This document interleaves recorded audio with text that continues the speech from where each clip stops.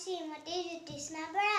মই এতিয়া কবিতা এটা আবৃত্তি কৰিম। কবিতাৰ শিৰোনাম কুমপুৰ সপোন। কবি জ্যোতিপ্ৰসাদ আগৰৱালা। মা, মই সপোনত দেখিলোঁ দুটা ফুটৰ পোৱালি আৰু দুজনী নাক জিলিকা, চকু টেলেকা, টিলিকা টিলিকা, পিলিকা পিলিকা যখিনী ছোৱালী। এটা ক'লা, এটা বগা, নাঙত পিঙত ভূত, কথা পাতে টাকুট টাকুট কুট।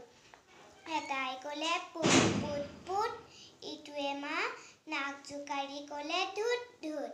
মা, দেখিবলৈ এনে ভাল ভূত পোৱালিৰ নাচ, কিবা কিবি গান গাই ফুচ ফাচ ফাচ, মনে মনে কাম কৰে খোচ খাচ খাচ।